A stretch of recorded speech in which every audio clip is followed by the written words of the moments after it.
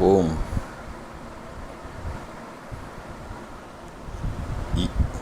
यद्विद्याविलासेन भूतभौतिकसृष्टयः तं नौमि परमात्मानं सच्चिदानंदविग्रहम्।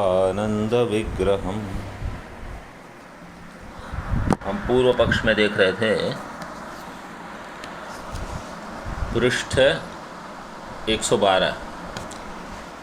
ननु साक्षिणी अध्यस्तत्वे अहम रजतम इति प्रत्ययः स्यात्। अहम रजतम, एक नंबर टिप्पणी देखो।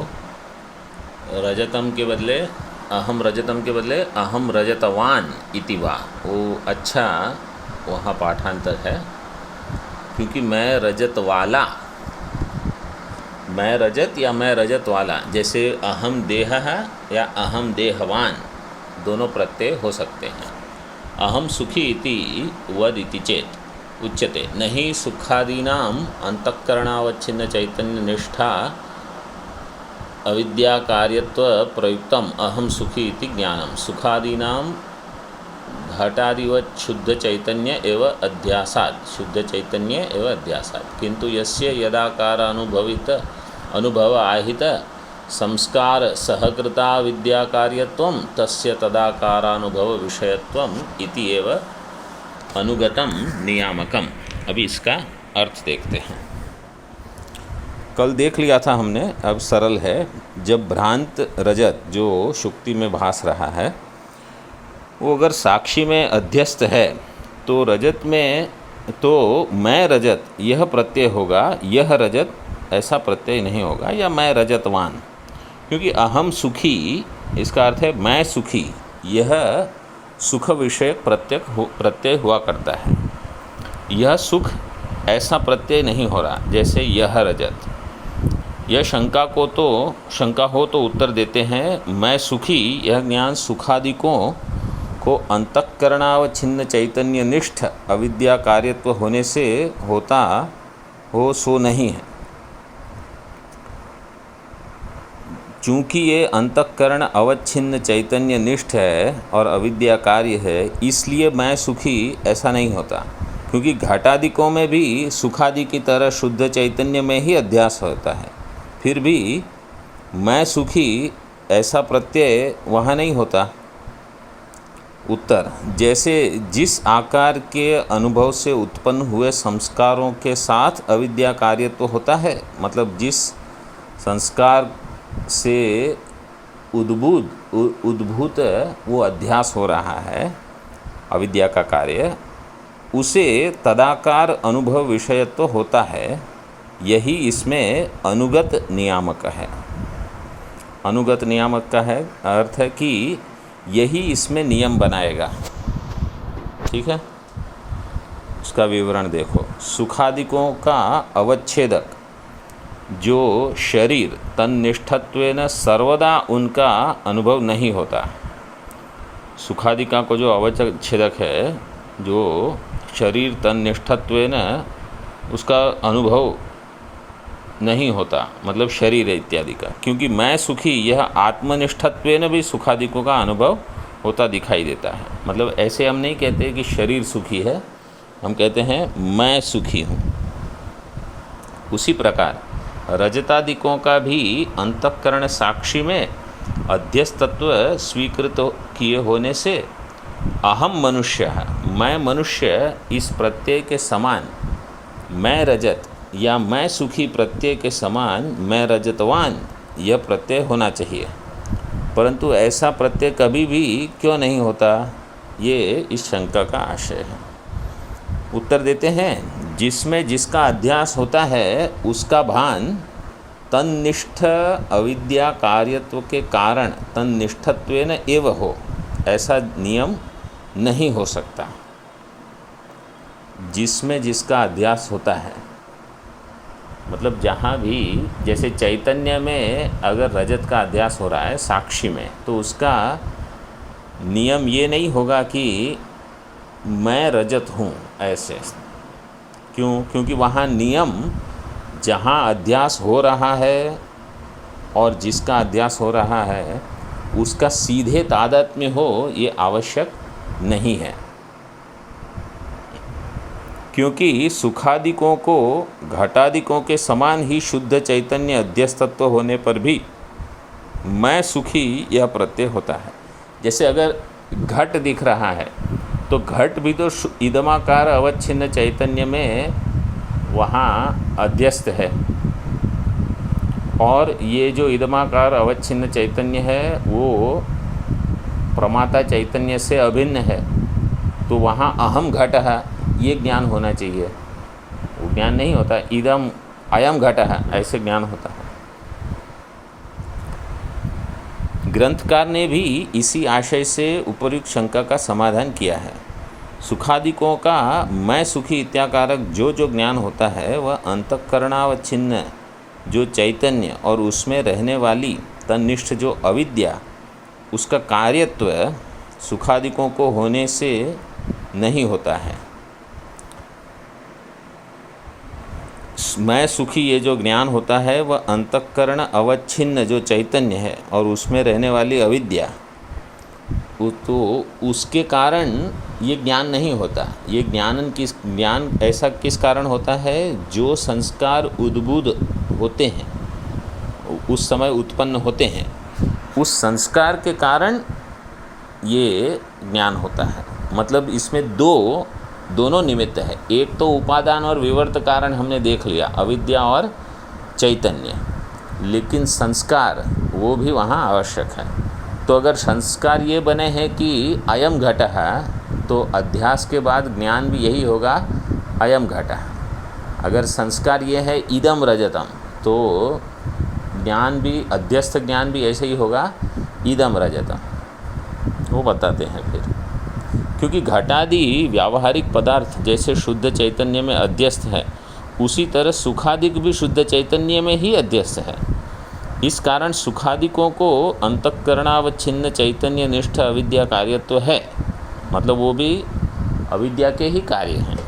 परंतु केवल उसके होने के कारण मैं सुखी ये ज्ञान होता है ये नहीं कहा जा सकता, क्योंकि अविद्या का कार्य है, इसलिए मैं सुखी ये प्रत्यय नहीं हो रहा। तो ठीक है, बोलते आप बताओ थोड़ा। यदि ऐसा है तो घटादि, सुखादि और शुक्ति रूपयादि इनमें से प्रत्येक को प्रतीति विषयत्व होने के लिए पृथक पृथक नियामक माने गए हैं या एक ही नियामक है? ऐसा प्रश्न करता है वादी। घट जिसकी व्यावहारिक सत्ता है लेकिन वो प्रत्यक्ष है बाह्य जगत में, सुखादि जिसकी व्यावहारिक सत्ता है वो प्रत्यक्ष है आंतर जगत में, घटादि अयम घट है, सुखादि अहम सुखी, और शुक्ति रूपयादि जो है इनकी प्रातिभाषिक सत्ता है। तो तीनों अलग अलग प्रकार के विषय हैं। सिद्धांति कहता है घटादिकों को प्रतीति का विषयत्व प्राप्त होने के लिए पृथक नियामक और सुखादिकों की प्रतीति विषयत्व में पृथक तथा शुक्ति रूपयादिकों की प्रतीति विषयत्व में भिन्न नियामक माने। अगर सब में अलग अलग नियामक रहे तो इसमें गौरव दोष आता है, मतलब बहुत सारी चीज़ों को यहाँ मानना पड़ता है। उसके बदले केवल एक चीज़ मानते हैं कि उसके जो संस्कार थे वो जैसे संस्कार है वैसे ज्ञान होगा। इसलिए घटादि, सुखादि और शुक्त रूपयादिकों में प्रतीति विषयत्व प्राप्त होने के लिए सर्वानुगत एक नियामक ही मानना उचित है। इसी आशय से वो एक क्या है? बोले यस्य यदाकारा, जो बताया था ऊपर, यस्य यदाकारानुभव आहित संस्कार सहकृता अविद्या कार्यत्वम। जिस प्रकार अविद्या कार्य पहले था और तब जो संस्कार बने थे उसी प्रकार वही संस्कार उत्पन्न होंगे, फिर उसी प्रकार का ज्ञान फिर से होगा। तस्य तदाकारानुभव विषयत्वम इति एव अनुगतम नियामकम इत्यादि ग्रंथ से किया गया है। जिस विषय का जिस आकार से अनुभव होता है वह अनुभव अंतःकरण में वैसा ही संस्कार उत्पन्न करता है, और उस संस्कार से युक्त हुई अविद्या का कार्यत्व जिसमें होता है उसमें तदाकार अनुभव विषयत्व होता है। यही सर्वत्र अनुगत एक नियामक है। तो इससे तीन नियामक मानने की या अनेक नियामक मानने की ज़रूरत नहीं रहेगी। अभी उसी को आगे बताते हैं और उसको जोड़ते हैं। तथा च इदमाकारानुभव आहित संस्कार सहकृता अविद्या कार्यत्वात् घटादेः इदमाकारानुभव विषयत्वम। घटादि जो है वो इदमाकार अनुभव से आहित मतलब जन्य संस्कार से सहकृत अविद्या के कार्य होने से घटादि का अनुभव होता है इदम विषय के साथ। इदमाकार अनुभव विषयत्वम घटादेः। अहमाकारानुभवाहित संस्कार सहिता अविद्या कार्यत्वाद अंतःकरणादेः अहमाकारानुभव विषयत्वम। और जो अहम आकार से संस्कार बने हैं, जैसे अहम सुखी, अहम दुखी, अहम रागी, अहम कामी, क्रोधी, जो भी है वो, तो अहम साधक है, तो फिर वहाँ भी उसी प्रकार का ज्ञान उत्पन्न होता है, वैसा ही हमारा अनुभव होता है। और कहते हैं शरीर इंद्रियादेः उभयविध अनुभव संस्कार सहिता विद्या कार्यत्वाद उभयविध अनुभव विषयत्वम। शरीर और इंद्रिय जो हैं इनके दो प्रकार के अनुभव हुए हैं और इसके लिए इनके दो प्रकार के संस्कार बनते हैं, इसलिए दो प्रकार का अनुभव इसका अध्यास के कारण भी बनता है। तथा च उभयविधो अनुभवः इदम शरीरम अहम देहो अहम मनुष्यो अहम ब्राह्मणः। देखो इसमें इदम शरीरम और अहम देहः, मतलब शरीर और देह दोनों प्रकार के भाव हुए। फिर अहम मनुष्य, तो जो शरीर जो है ये हो गया आपका धर्मी अध्यास, अहम मनुष्य है ये धर्म अध्यास, क्योंकि मनुष्य का शरीर है इसलिए मतलब शरीर का धर्म है मनुष्य का, तो या नहीं तो शरीर बड़ा है तो हम कहते हैं कि जैसे अहम युवा, अहम स्थूलः, ऐसे मनुष्य हम ब्राह्मणः, अहम ब्राह्मणः, तो शरीर में दोनों प्रकार के हो गए। फिर इदम चक्षुः अहम काणः, इदम श्रोत्रम अहम बधिरः इति। तो इदम चक्षुः ये चक्षु का अध्यास है। और फिर अहम काणः, इदम इसमें बता रहे हैं कि इदम और अहम दोनों हो रहे हैं, क्योंकि अहम चक्षु ऐसे तो हम नहीं बोलते, लेकिन अहम काणः ये बोलते हैं। मतलब जब हमारी आँखें इतनी पटु नहीं है, मांद्यत्व आ गया, तो हम कहते हैं कि अहम स्पष्टम न शृणोमि न पश्यामि इत्यादि। तो जहाँ काणः इदम श्रोत्रम अहम बधिरः इति। इस रीति से तीनों प्रकार के प्रतीति विषयों में एक ही अनुगत नियामक होने से घटादिकों की इदम यह इस आकार के अनुभव से उत्पन्न हुई अविद्या का कार्यत्व है। ये सारे के सारे अविद्या के ही कार्य हैं। इस कारण उन घटादिकों को इदमाकार के अनुभव का विषयत्व है। ये सब इदम आकार के विषय इसमें विषयत्व इनमें है। अंतःकरणादिकों को अहमाकार के अनुभव से उत्पन्न हुए संस्कारों से युक्त अविद्या का कार्यत्व होने से उन अंतःकरणादिकों को अहमाकार अनुभव का विषयत्व है। अंतःकरणादि जो है उनको अहमाकार अनुभव का विषयत्व है, मतलब वहाँ अहम इस प्रकार से वो विषय भाषित होते हैं। घटादि जो है वो इदम इस प्रकार से भाषित होते हैं। शरीर इंद्रियादिकों को दोनों प्रकार के अनुभव से उत्पन्न हुए संस्कारों से युक्त अविद्या का कार्यत्व होने से, शरीर और इंद्रियादि इसमें दोनों प्रकार के अनुभव होने से वहाँ शरीर इंद्रियादिकों को उन दोनों प्रकार के अनुभव का विषयत्व है।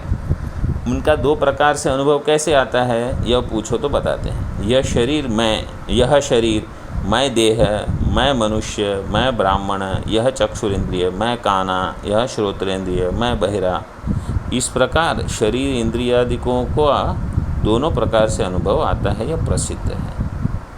तो इसका विवरण करते हैं। वैसे तो ये स्पष्ट ही है, इसमें ज़्यादा आपको क्या विवरण चाहिए। ये सब अविद्या के ही संस्कार हैं, चाहे इदम रूप में हो चाहे अहम रूप में हो। अहम अनुभव आत्मा को विषय करता है और ये अनुभव आत्म भिन्न पदार्थों को विषय करता है। ये दिया है। इस अनुभवों से वैसे ही संस्कार उत्पन्न होते हैं। तो पहले पूर्व संस्कार से ही ये परंपरा चली आती है। तो इस जन्म में जैसे आप देखो कि एक बच्चा होता है, जब पैदा होता है तो वहीं से जो माता का स्तनपान करता है, वहाँ न उसको कोई मतलब कोई विद्या की आवश्यकता नहीं होती, पूर्व संस्कार होते हैं, वहीं से उसका कार्य शुरू हो जाता है। वो चाहे बंदर के बच्चे हो, चाहे गाय का बछड़ा हो, सभी को ये संस्कार होते हैं। या आप कहो परमात्मा की एक ऐसी लीला है कि उसी प्रकार के संस्कार उस समय उद्भूत होते हैं और फिर तो वहाँ सुख मिलने से वो कार्य चलते रहता है। तो उसी प्रकार संस्कार आते हैं, जैसे यह घट, यह वृक्ष, यह पुष्प, यह मैं इत्यादि।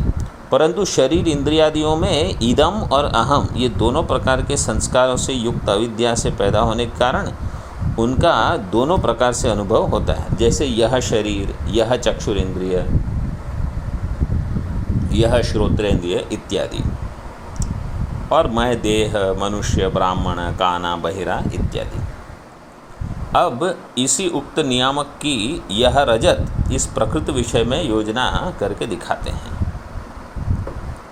इदम रजतम, इस प्रश्न प्रकृते च प्रातिभासिक रजतस्य प्रमातृ चैतन्याभिन्न इदमंशावच्छिन्न चैतन्य निष्ठा विद्या कार्यत्वेपि इदम रजतम इति सत्यस्थलीया इदमंशाकारानुभवाहित संस्कारजन्यत्वात्। सत्यस्थलीय इदमंश आकार अनुभवाहित संस्कारजन्यत्वात् इदमाकार अनुभव विषयता।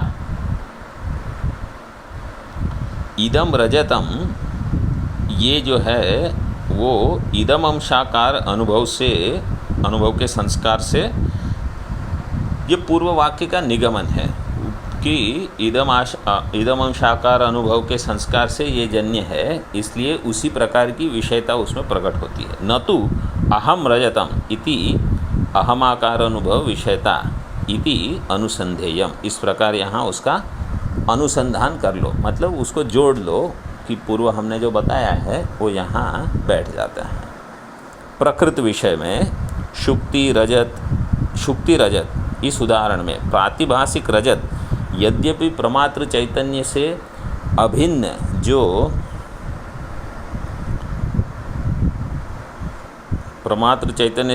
जो इदमंशावच्छिन्न चैतन्य तन्निष्ठ अविद्या का कार्य है, तथापि व्यावहारिक सत्य रजत का यह रजत इत्याकारक जो इदमंशाकार अनुभव है, मतलब जब हम व्यावहारिक रजत देखते हैं तो हमारा अनुभव कैसा होता है, अहम रजतम की इदम रजतम। तो जब प्रातिभासिक रजत देखेंगे तो भी कौन से संस्कार उत्पन्न होंगे, इदम रजतम। दूसरी तरफ देखो ना कि जब हम रजत देखते हैं तो संस्कार क्या होता है कि ये एक महंगा द्रव्य है, एक महंगी वस्तु है। जब सोने का दर्शन होता है, सोने को देखते हैं हम, तो सोना जो है तो हमको लगता है हाँ ये बहुत महंगी चीज़ है।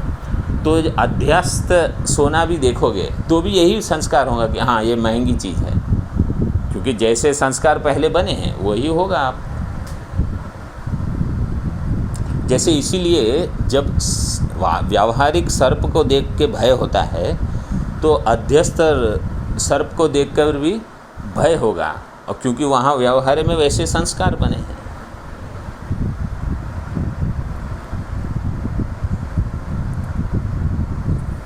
तो यह रजत इस इदमाकार अनुभव का विषय तो होता है, क्योंकि उस प्रातिभाषिक रजत की उपादान जो अविद्या है वह यह रजत इस व्यावहारिक सत्य रजत के अनुभव से उत्पन्न हुए संस्कार से युक्त रहती है। वो अविद्या अपने आप में काम नहीं करती, संस्कारों के साथ काम करती है। इसलिए उस प्रातिभाषिक रजत का यह रजत ऐसा अनुभव है, व्यावहारिक रजत का मैं रजत ये ऐसा अनुभव नहीं आता है। इसलिए व्यावहारिक रजत का मैं रजत ऐसा अनुभव न आने से आता है नहीं आता है, हैं?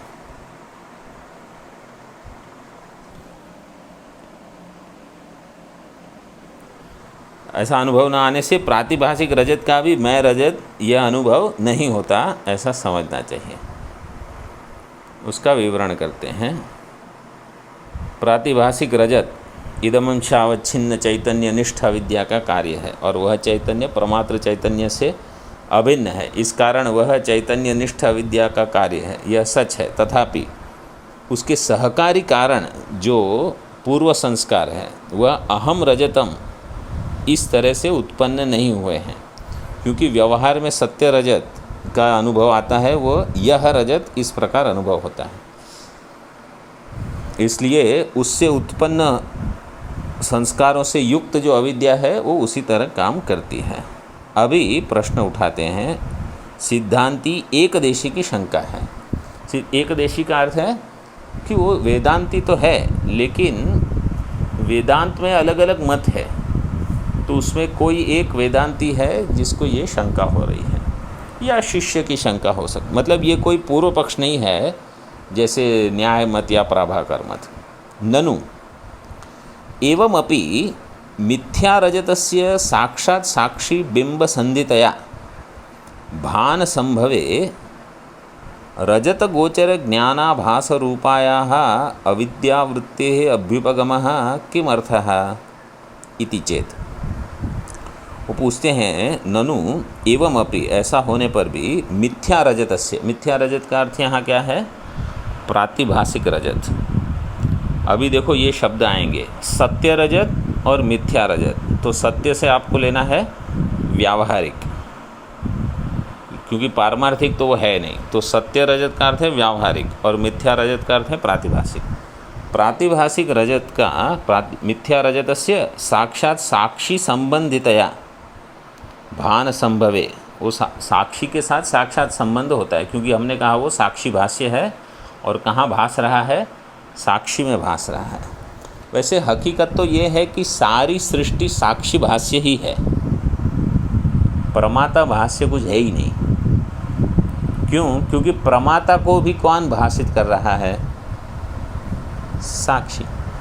तो वास्तव में जो प्रमाता को भाषित है वो भी साक्षी भाष्य है, और सीधे सीधे भी कोई साक्षी भाष्य है। तो सभी साक्षी भाष्य होने से सभी प्रातिभाषिक ही हैं। इसलिए व्यावहारिक सत्ता को भी प्रातिभाषिक सत्ता कह दिया है मांडुक्य कारिका में। आपको कुछ आनंद नहीं आया लगता है ये सुन के?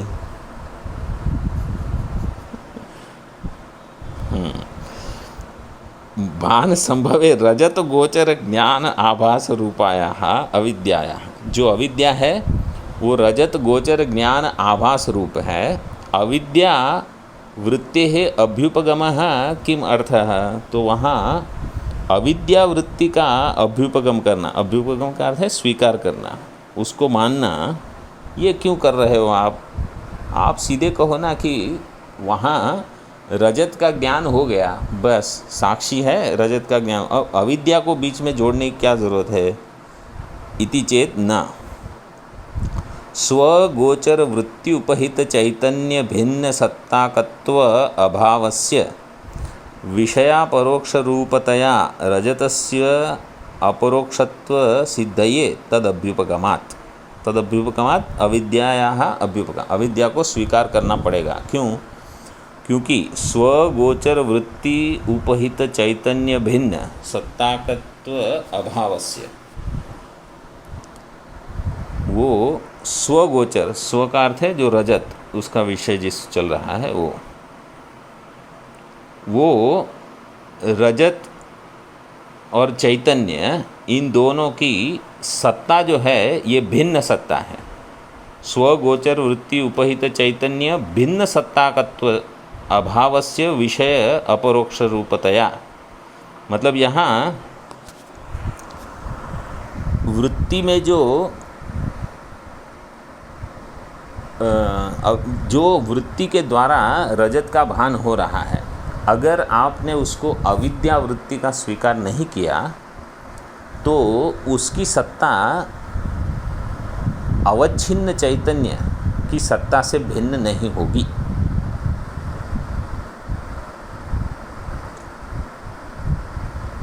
मतलब अवच्छिन्न चैतन्य जो है वो व्यावहारिक सत्ता में अगर आप देख रहे हो प्रमाता चैतन्य, और रजत की जो सत्ता होगी वो प्रातिभासिक होगी। या आप ऐसे देखो कि शुक्ति का जो ज्ञान है वो अगर व्यावहारिक है, अगर वहाँ अविद्या वृत्ति नहीं मानेंगे और केवल साक्षी से ही मानेंगे, जैसे सुखादि वगैरह जो है वो केवल हमने साक्षी से ही सीधे माने हैं, तो उनका कहना है कि अगर सुखादि साक्षी से ज्ञात होते हैं, साक्षी में अध्यस्त है या साक्षी में जिनका भान हो रहा है, तो आपने सुखादिकों को प्रातिभासिक नहीं माना है, व्यावहारिक मानते हो।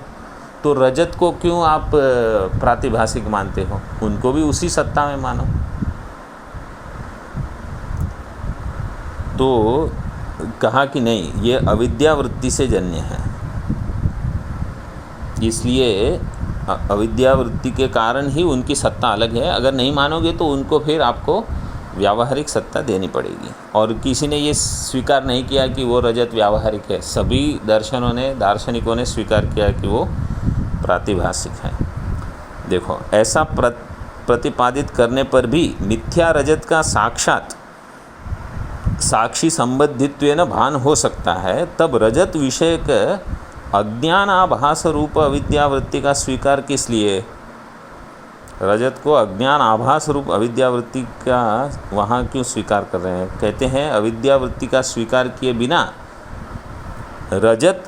मिथ्या रजत का भान संभव नहीं है, क्योंकि स्व विषय जो वृत्ति उसमें उपहित जो चैतन्य, उससे रजत की भिन्न सत्ता का न होना, इसी को विषय अपरोक्ष रूपत्व होने से रजत का अपरोक्षत्व सिद्ध होने के लिए उस वृत्ति का स्वीकार करना पड़ता है।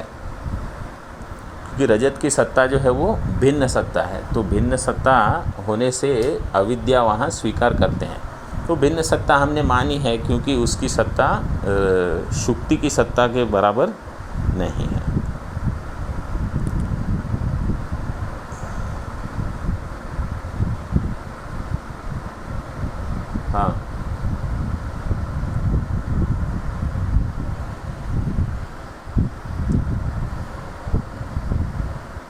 हाँ, अब पहले तो आपको उसका अर्थ क्रियाकारित्व मानना पड़ेगा कि वहाँ अर्थ क्रियाकारित्व है कि नहीं। तो अगर अर्थ क्रियाकारित्व नहीं हो रहा है, उससे आप कुछ कर्म नहीं कर सकते, उसको आप केवल नाम तो दे दिया चांदी रजत, लेकिन उससे कुछ व्यवहार अगर नहीं होता है, तो बिना अर्थ क्रियाकारित्व के उसको आप व्यावहारिक सत्ता फिर नहीं मान सकते। और उसका बाद हो जाता है, जब ठीक ज्ञान होता है या पास में जाते हो, दूर से चाका चिक्के लगा तो आपने कह दिया इदम रजतम, फिर नेदम रजतम से उसका बाद हो गया।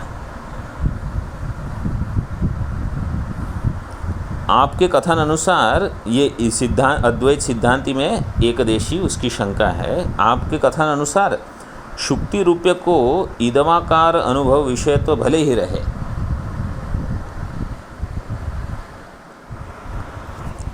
प्रातिभासिक रजत यह आकार से अनुभव में भले ही आवे, परंतु तन्निमित्त उस रजत को विषय करने वाली अविद्यावृत्ति का आश्रय करने का क्या प्रयोजन है? तो वहाँ रजत को विषय करने वाली अविद्या, इसको आश्रय करने का प्रयोजन क्या है? क्योंकि उस शुक्ति रूप्य का साक्षात अनावृत साक्षी से संबंध हुआ है, तो उसका अपरोक्ष मतलब प्रत्यक्ष ज्ञान शक्य है। तो कहते हैं कि साक्षी पर आरोपित रजत की सत्ता यद्यपि साक्षी चैतन्य से भिन्न नहीं है, साक्षी चैतन्य से उसकी सत्ता भिन्न नहीं है, तथापि उस रजत का अपरोक्षत्व संभव नहीं होता। साक्षी चैतन्य से भिन्न नहीं है मतलब जो पहले कहा कि चैतन्य के ऊपर ये निर्भर करता है, हाँ? वैसे मतलब ऐसे नहीं कि साक्षी भी प्रातिभासिक है, इस प्रकार नहीं। जो सत्ता साक्षी की है उस साक्षी की सत्ता से ही ये सत्ता इसको प्राप्त होती है।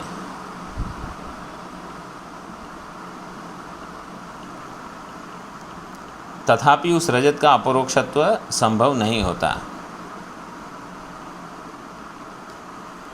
क्योंकि साक्षी चैतन्य में रजताकार वृत्ति उपहितत्व नहीं होता।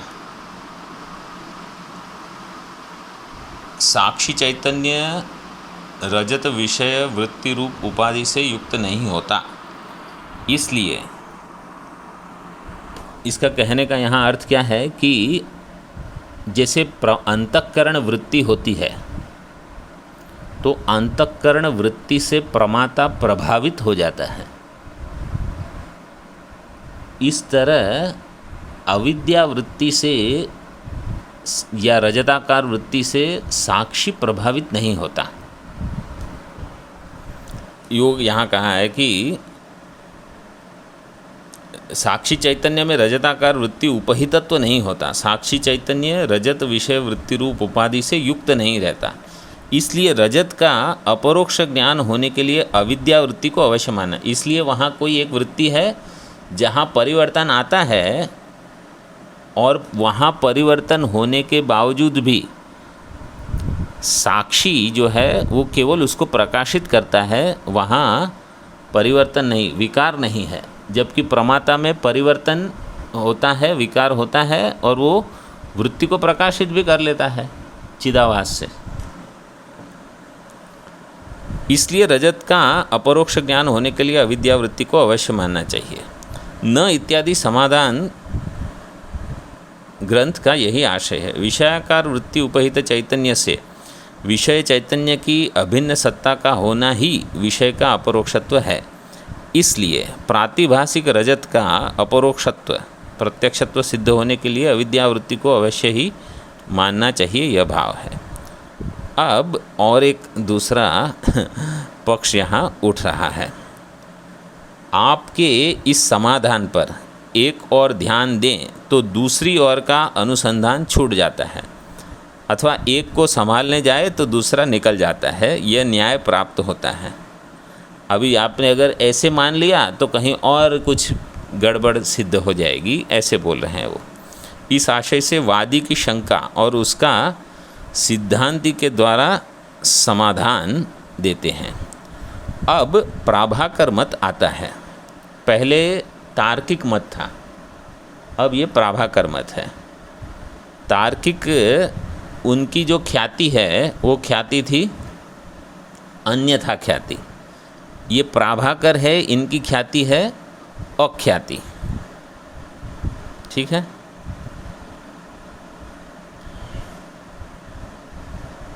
ननु इदं वृत्ते रजताकार वृत्तेश्च प्रत्येकम एकैक विषयत्वे गुरुमतवद विशिष्ट ज्ञान अनभ्युपगमे कुतो भ्रमज्ञान सिद्धि इति चेत। ये इदम वृत्ति जो है और रजताकार वृत्ति दोनों वृत्तियां बनती है, इदम रजतम। तो इदम वृत्ते है रजताकार वृत्तेश्च प्रत्येकम एकैक विषयत्वे, दोनों एक एक को विषय करती है। इदम किसको विषय करती है? शुक्ति को, और दूसरी है रजत, वो प्रातिभासिक रजत को। तो प्रत्येकम एकैक विषयत्वे गुरुमतवत। अब ये गुरुमत जो है ये प्रभाकर है, इनको प्रभाकर को गुरु कहते हैं। पूर्व मीमांसा के जो दो मत हो गए, कुमारिल भट्ट का भाट्ट मत और दूसरा ये हो गया गुरु मत। हाँ, तो प्रभाकर को गुरु कहते हैं। उनके वहाँ क्या हुआ था, ये आपको पहले शायद हमने बताया है कि कुमारिल भट्ट जो है उनको आचार्य कहते थे, लेकिन ये जो थे प्रभाकर वो बहुत अच्छे शिष्य भी थे और ज्ञानी थे इस विषय में, और उनके थोड़े थोड़े कहीं मतभेद होते थे। तो उनका मत फिर जो था उसको गुरु मत कहा गया। तो एक हो गया आचार्य मत और एक हो गया गुरु मत। मतलब नाम केवल दो है, लेकिन दो प्रकार के वहाँ अलग अलग सिद्धांत हो गए। तो अभी वो 2 नंबर की टिप्पणी देखो पहले। गुरु मतवत, प्रभाकर मतवत। प्रभाकर मत में क्या है, इदम रजतम इति न एकम ज्ञानम। इदम रजतम ये एक ज्ञान नहीं है, अपितु इदम इति पूर्ववर्ती द्रव्य मात्र विषयकम प्रत्यक्षम। जो इदम है वो प्रत्यक्ष है, वो सामने है। रजतम इति रजत विषयकम स्मरणम इति ग्रहण स्मरणे। इस प्रकार एक है ग्रहण, मतलब एक है प्रत्यक्ष ग्रहण और एक है स्मरण। ग्रहण स्मरणे ये द्विवचन है। हाँ, ग्रहणम च स्मरणम च ग्रहण स्मरणे, जैसे वनम वने ऐसे। एवं अग्रहीत भेदे प्रवृत्ति प्रयोजयतः, प्रवृत्तिम प्रयोजतः। दोनों जब इनका भेद का ग्रहण नहीं होता तब प्रवृत्ति में प्रयोजित करते हैं। इयांस्तु विशेषः, ये प्रभाकर मत में ये विशेष है। क्या है, प्रभाकर मते ग्रहण स्मरणात्मकम इति ज्ञान द्वयम, ये 2 ज्ञान है। युष्मन मते, आप वेदांत के मत में क्या है, अंतःकरण वृत्ति ही आविद्यक वृत्तिश्च इति। अंतःकरण वृत्ति वो अविद्या की वृत्ति है, आप ऐसे मानते हो, आविद्यक वृत्तिश्च इति। एवं च अख्याति मत प्रवेशापत्ति ही।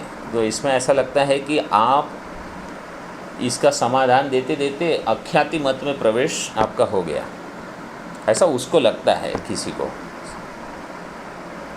अविद्या तत्परिणाम आदि कल्पना अपेक्षया कृप्त संस्कार जन्यत्वेन स्मृतित्व कल्पनस्यैव युक्तत्वात् इति शंका कर्तुः आशय है। शंका करने वाले का आशय क्या है कि अविद्या तत्परिणाम आदि कल्पना अपेक्षया, ऐसा करने के बदले आपने कह दिया कि वहाँ वो संस्कार के कारण ये वृत्ति हुई है, तो संस्कार के कारण वृत्ति हो गई तो आप प्रभाकर मत में चले गए, आपकी ख्याति आपने बदल दी, ऐसा लग रहा है। क्योंकि कृप्त संस्कार जन्यत्वेन स्मृतित्व कल्पनस्य एवं युक्तत्वात्, आप अधिक महत्व किसको देते हो, संस्कार को दे रहे हो, तो आप प्रभाकर हो गए। अभी आपने ये अख्यातिवाद में पहुंच गए। आप अब ऊपर आ जाओ मूल वाक्य में। गुरुमतवत् विशिष्ट ज्ञान अनभ्युपगमे कुतो भ्रम ज्ञान सिद्धि इति चेत। आप गुरु मत के जैसे जहाँ विशिष्ट ज्ञान मतलब कि इदम का प्रत्यक्ष ग्रहण और रजत के का स्मरण ज्ञान, इनका भेद, विशेष मतलब भेद, ये जब नहीं होता, विशिष्ट ज्ञान अनभ्युपगमे,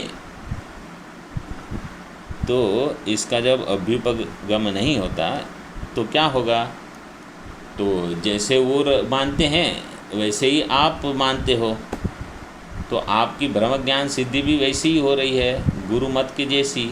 इति चेत, बोले नहीं, हमारा ऐसा नहीं है, हम अलग हैं। न वृत्तिद्वय प्रतिबिंबित चैतन्यस्य एकस्य सत्यमिथ्या वस्तु तादात्म्य अवगाहित्वेन भ्रमत्वस्य स्वीकारात्। अतएव साक्षी ज्ञानस्य सत्यासत्य विषयतया प्रामाण्य नियमात् अप्रामाण्योक्ति ही सांप्रदायिकानां मतलब हम जो वेदांतीन है, हम क्या मानते हैं कि वृत्तिद्वय प्रतिबिंबित चैतन्यस्य, जो वृत्तिद्वय इदम रजतम इसमें प्रतिबिंबित चैतन्य है, वो एक सत्य वृत्ति है और एक मिथ्या वृत्ति है। मतलब एक व्यावहारिक सत्य है और एक प्रातिभासिक सत्य है। इन दो को मिलकर सत्य मिथ्या वस्तु तादात्म्य अवगाही सत्यानृते मिथुनी कृत्य। लेकिन वहाँ जो अध्यास भाष्य में कहा है सत्यानृते मिथुनी कृत्य, वहाँ पारमार्थिक सत्य और व्यावहारिक सत्य का मिथुनीकरण। यहाँ व्यावहारिक और प्रातिभासिक का तादात्म्य होने से तादात्म्य अवगाहित्वेन भ्रमत्वस्य स्वीकारात्, इस प्रकार हमने भ्रम का स्वीकार किया है। तो जैसे प्राभाकर मत में भ्रम का स्वीकार करते हैं, वैसे भ्रम का हमने स्वीकार नहीं किया है। हमारा भ्रम का स्वीकार अलग है। उनका है ज्ञान और स्मरण, इनका तादात्म्य। हमारा है सत्य और मिथ्या, इनका तादात्म्य।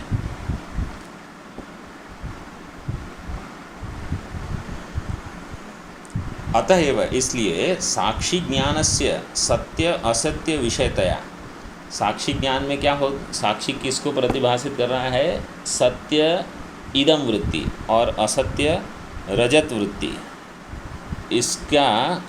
इसके प्रामाण्य अनियमात, मतलब इसका प्रामाण्य नहीं है, मतलब ये ज्ञान मिथ्या है। इस प्रकार अप्रामाण्य उक्ति ही, ऐसा हम कहते हैं। मतलब इसका प्रामाण्य नहीं है, ऐसा विषय ज्ञान होगा। इदम रजतम, ये प्रामाणिक ज्ञान नहीं है। अभी इसमें पहले तो थोड़ा ये, अगर ये तो स्पष्ट हो गया है, इसका विवरण करते हैं। चलो पहले इसका विवरण देख लो। सामने दिखाई देने वाला शुक्त्यादि पदार्थ जिसका विषय है, ऐसी इदमाकार यह इस आकार वाली एक अंतःकरण वृत्ति और उस शुक्ति में यह रजत है, ऐसी प्रातिभासिक रजत को विषय करने वाली दूसरी वृत्तियों को आप मानते हो। रजत का प्रत्यक्ष ज्ञान होने के लिए प्रातिभासिक रजताकार दूसरी अविद्या वृत्ति को आप स्वीकार करते हैं, परंतु उससे प्राभाकरों के समान आप पर भी विशिष्ट ज्ञान को स्वीकार न करने का प्रसंग आता है।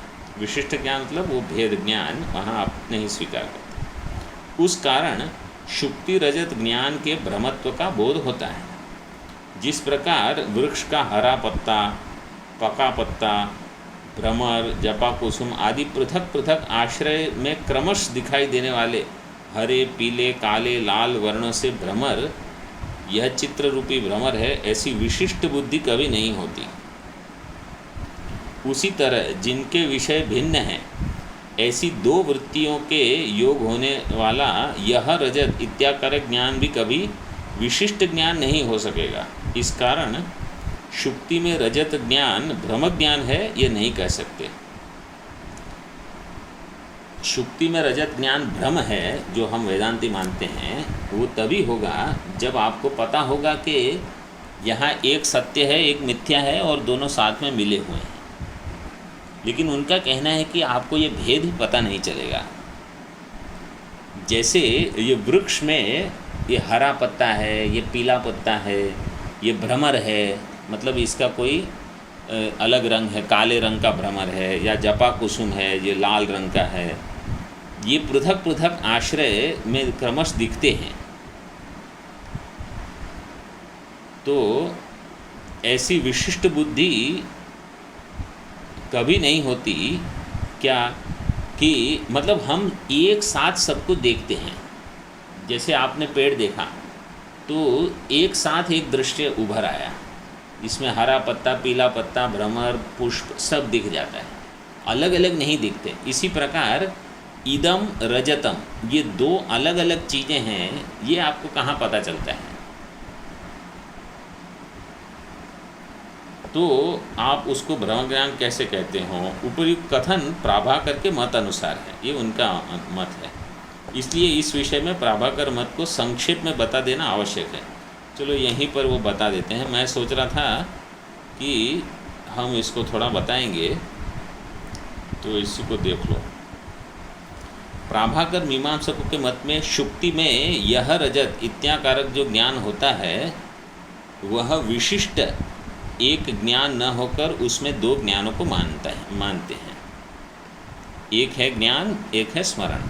उनमें आगे स्थित पदार्थ का यह इत्याकारक जो ज्ञान होता है वह अनुभवात्मक ज्ञान है, और रजत इत्याकारक जो ज्ञान है वह दूर स्थित रजत को विषय करने वाला स्मरणात्मक ज्ञान है। स्मरण को भी ज्ञान मानते हैं।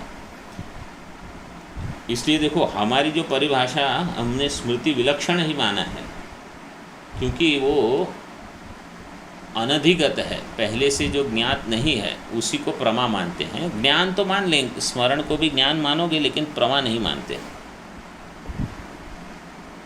इसलिए इनके मत से दो वस्तुओं के तादात्म्य को विषय करने वाला विशिष्ट ज्ञान कहीं भी और कभी भी नहीं होता।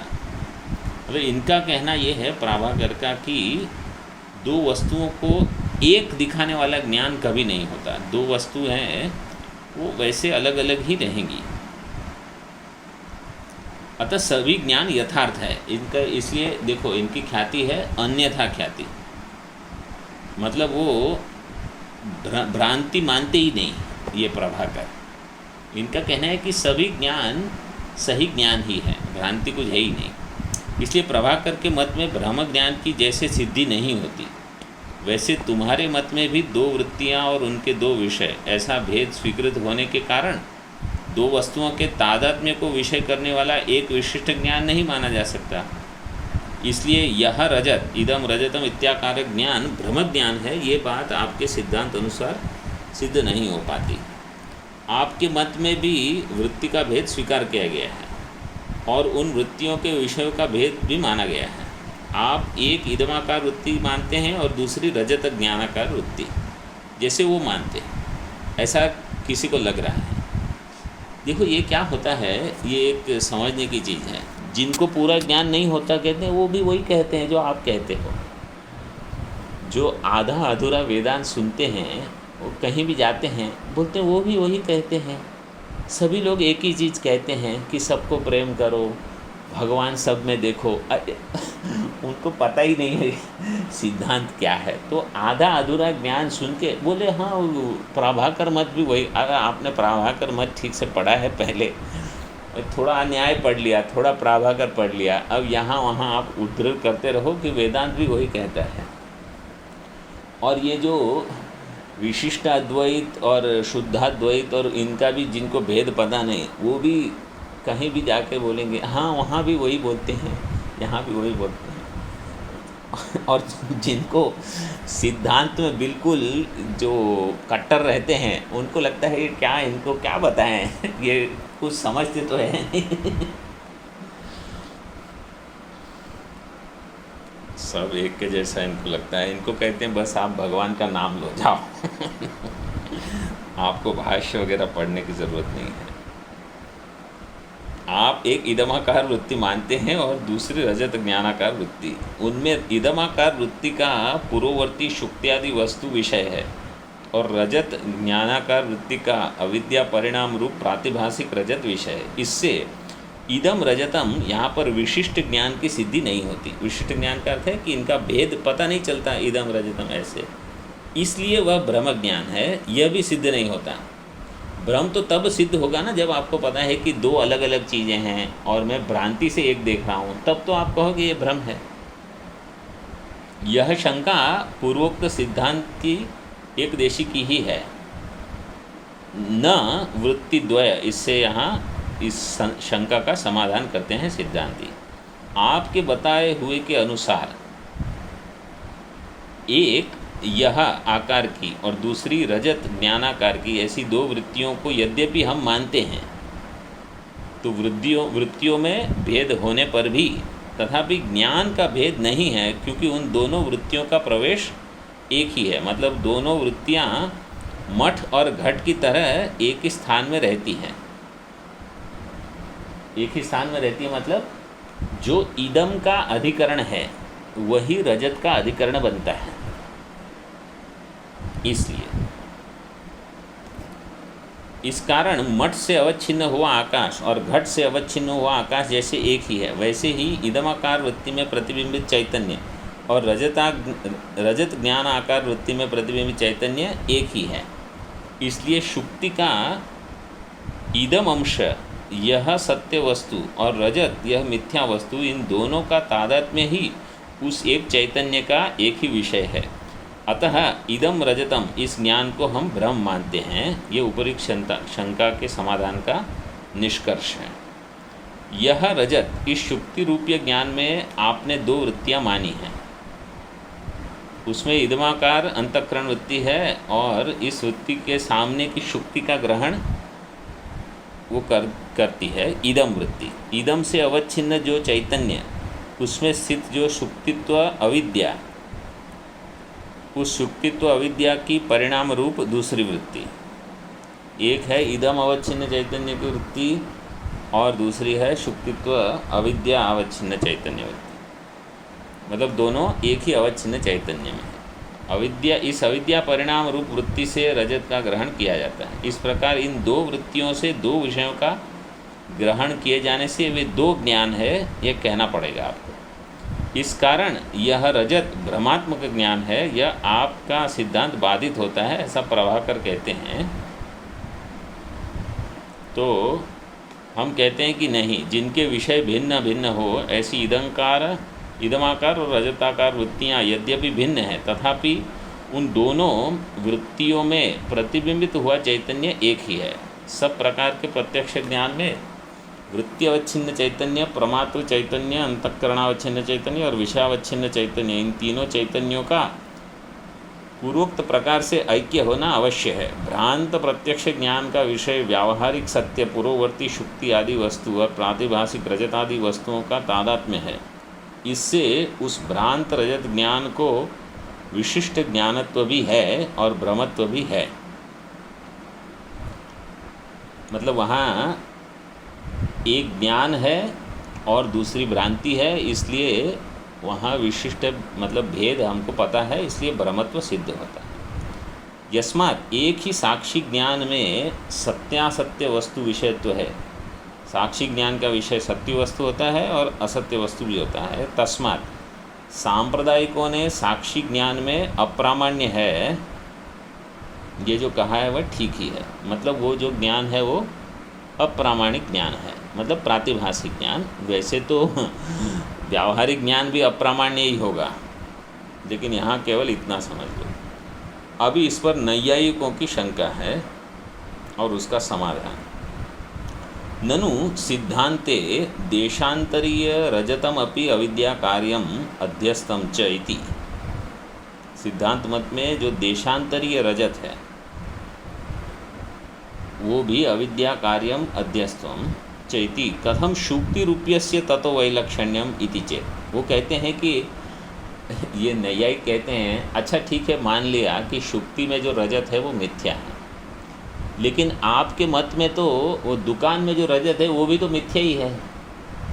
आप तो व्यावहारिक को भी मिथ्या मानते हो और शुक्ति में जो रजत दिख रही है उसको भी मिथ्या मानते हो। तो देशांतरीय रजत मतलब वो जो दुकान में जो रजत है वो रजत भी अविद्या का ही कार्य है और अध्यस्त है। अध्यस्तम च इति कथम शुक्ति रूप्यस्य ततो वैलक्षण्यम। तो ये शुक्ति में जो रजत है इसमें और उस रजत में क्या भेद है? मतलब आप कैसे बताओगे कि ये अलग रजत है और वो अलग रजत है? इति चेत न, नहीं भैया, हमारे दो अलग हैं। कैसे? त्वन्मते सत्यत्व अविशेषे अपि केषांचित् क्षणिकत्वं केषांचित् स्थायित्वम् इति अत्र यदेव नियामकं तदेव स्वभाव विशेषादिकं ममापि। जैसे आपके मत में कुछ चीज़ जो है कि सत्यत्व अविशेष, आप भी कहते हो कि वहाँ भी सत्यत्व, दुकान में भी सत्य है और यहाँ भी सत्य है, लेकिन आप दोनों को एक मानते हो? नहीं। क्यों? क्योंकि एक क्षणिकत्व है, एक तो केवल एक क्षण मात्र रजत रहती है और दूसरी स्थायी है। तो जिस प्रकार आप उसका नियम मानते हो, वैसे हम भी तदेव स्वभाव विशेषादिकम मम अपि, हमारा भी वही है। इसका अर्थ केवल देख लो। आपके सिद्धांत के अनुसार देशांतरीय रजत भी अविद्या का कार्य और अध्यस्त है, तब शुक्ति रूप्यस्य को उससे वैलक्षण्य कैसे? यदि आप पूछे तो वह कोई दोष नहीं, क्योंकि आपके नैयायिकों के मत में समस्त कार्यों की सत्यता यद्यपि एक सी है, वो दोनों को सत्य मानते हैं, हम दोनों को मिथ्या मानते हैं, लेकिन हम भेद करते हैं वैसे ही जैसे वो भेद करते हैं। उनका क्या है, तथापि उनमें से कुछ कार्यों में क्षणिकत्व और कुछ कार्यों में स्थायित्व आपने माना है, परंतु यह मानने में नियामक क्या है, कारण क्या है, तो आप कहोगे नहीं, उसका स्वभाव ऐसा है, वो विशेषाधिक हैं, उनमें नियामक। ये आप उत्तर देते हैं। अर्थात घटादिकों से शुक्ति रूपये की विलक्षणता में भी नियामक मेरे मत में स्वभाव विशेषाधिक ही है। मतलब हम कहेंगे कि वो रजत जो दुकान में है उसका स्वभाव व्यवहारिक है, क्योंकि वो व्यवहार करने योग्य है। ये प्रातिभाषिक है, इसका स्वभाव ऐसा है क्योंकि ये प्रतिभास काल मात्र में ही भाषित हो रहा है, तो इसकी सत्ता अलग हो गई।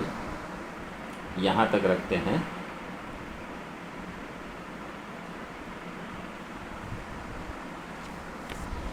हाँ, क्षणिकत्व मतलब कि वहाँ आपको पता है कि थोड़े समय के बाद ये जो दूर से चांदी दिख रही थी वो वहाँ जाओगे तो नहीं मिलेगी, तो कहते हैं कि नहीं, चांदी थी, वो उसका स्मरण हो रहा था, अभी वो चांदी नहीं रही, तो इसे क्षणिक, थोड़े क्षण के लिए वो रही ऐसे।